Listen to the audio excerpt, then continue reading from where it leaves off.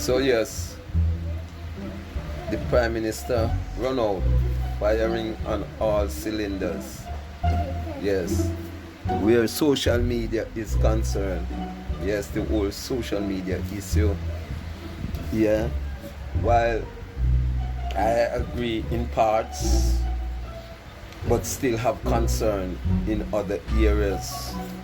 If it is going to be partial, one-sided to some, it is the benefit of some and to the detriment of others.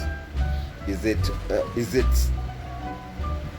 a ploy to silence some people that speak truth, or the truth are gonna turn into lies with intimidation of lawsuits and all of those things that people cannot really speak the truth?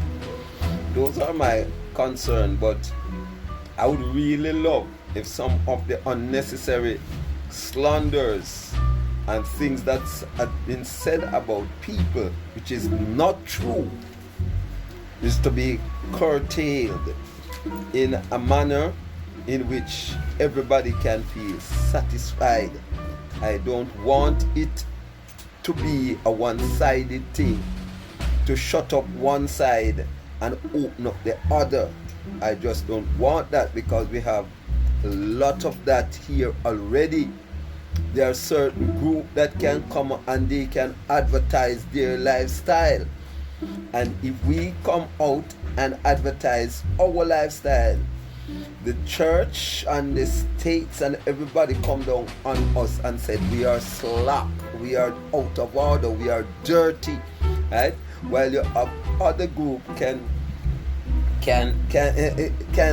diplomatically and sometimes just brawling, promoting their lifestyle, right? Taking it to the children in a very diplomatic way, and trying to send out that kind form of a message in a very decal way to the children, right?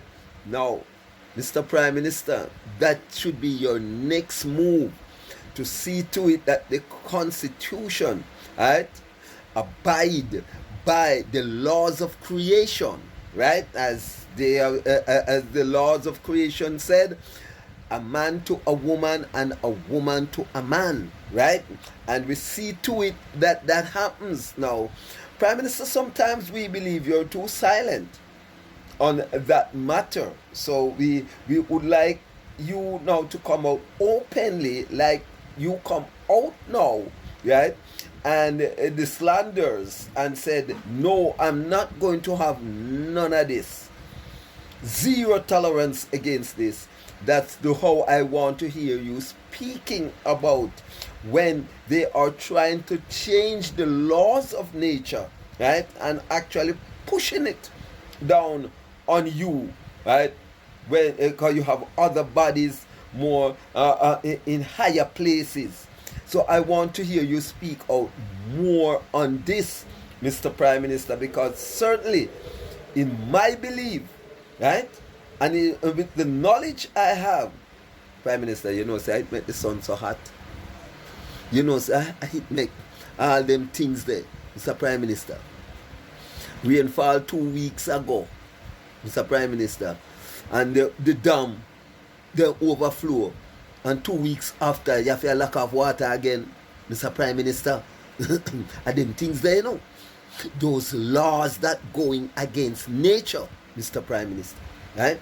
So, if we want to really be, right, a help to society, and you in that chair there, Mr. Prime Minister, right, tell them to ease a bit or desist from changing the laws of nature, now, Mr. Prime Minister. Yes, yes. Let's go that route too. Right? I see you have powers, right? So let all the little teachings that you see are going there in a diplomatic way to change the lifestyle of nature. And sometimes you hear the talk of gender abuse and lifestyles and all of that.